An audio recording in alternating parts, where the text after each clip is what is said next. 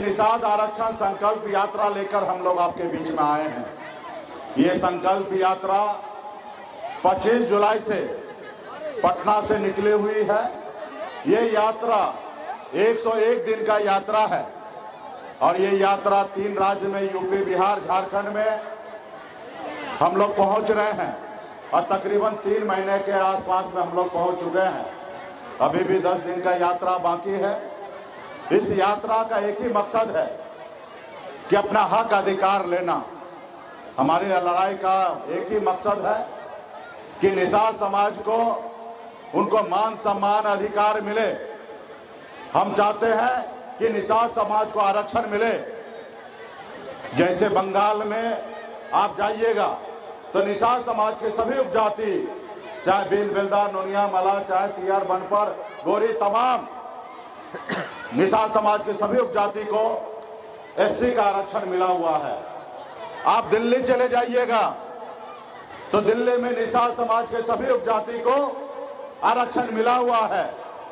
लेकिन अगर आप बिहार में रहिएगा तो यहाँ पे आरक्षण नहीं है। तो इसलिए साथियों, आरक्षण हमारा भीख नहीं है, आरक्षण हमारा अधिकार है। आप ही बताइए, ये देश एक है, देश के संविधान एक है, देश के चलाने वाला प्रधानमंत्री एक है, देश के गृह मंत्री एक है, फिर हमारे साथ भेदभाव क्यों? जब हमारे एक भाई को बंगाल में आरक्षण है तो बिहार में क्यों नहीं?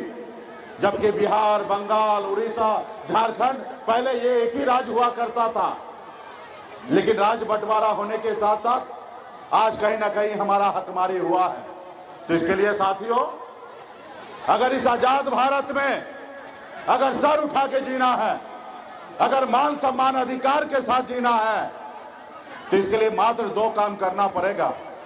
एक, आप एक रोटी कम खाइए, लेकिन अपने बच्चे को पढ़ाइए, लिखाइए, काबिल बनाइए। जब तक आपका समाज शिक्षित नहीं होगा तब तक आपका समाज आगे नहीं बढ़ेगा। इसलिए अपनी हर जरूरत को कम कीजिए। आप झोपड़ी में हैं तो झोपड़ी में रहिए, लेकिन आप अपने बच्चे को पढ़ा लिखा के काबिल बनाइए। और दूसरा, अपने अधिकार के लिए संघर्ष कीजिए, लड़ाई लड़िए।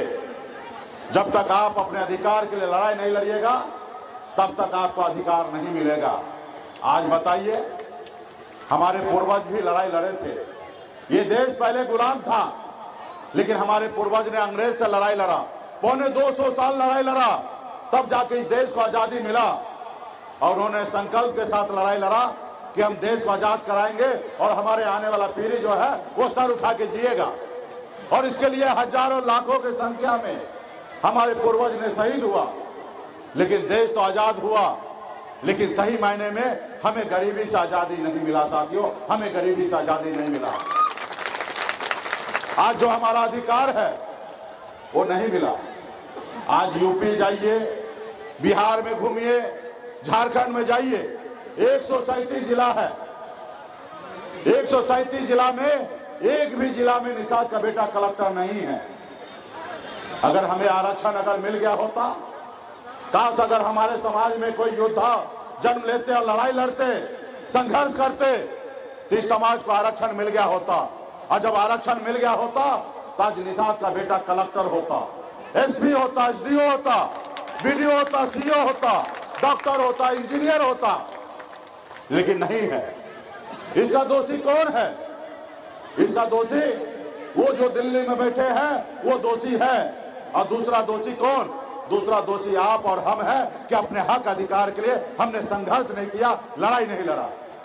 इसलिए साथियों, आपके बच्चे का हक अधिकार के लिए कौन लड़ेगा? आपके बच्चे का हक अधिकार के लिए आप ही को लड़ना पड़ेगा, कोई दूसरा नहीं आएगा लड़ने के लिए।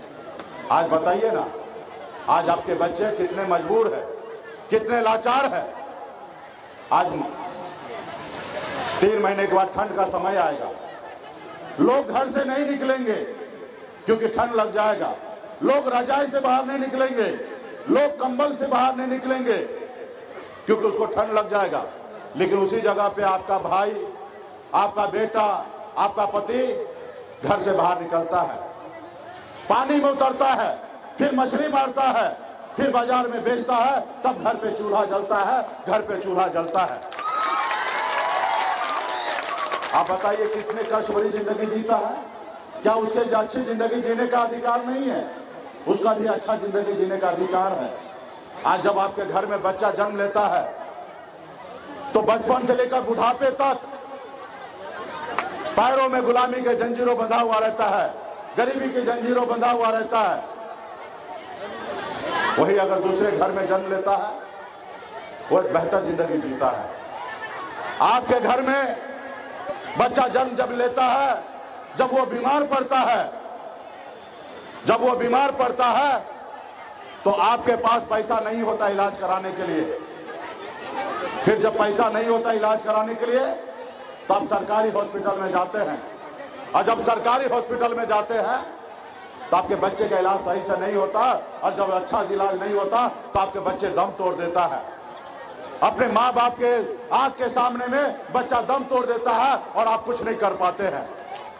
लेकिन वही जगह पे आप देखिए, जिसके पास पैसा होता है वो प्राइवेट हॉस्पिटल में इलाज कराता है और वो अपने बच्चे को जिंदगी देता है और आप उनको मौत देते हैं। तो उसके लिए कौन लड़ेगा? उसके लिए कौन सोचेगा? उसके लिए आप ही को लड़ाई लड़ना पड़ेगा।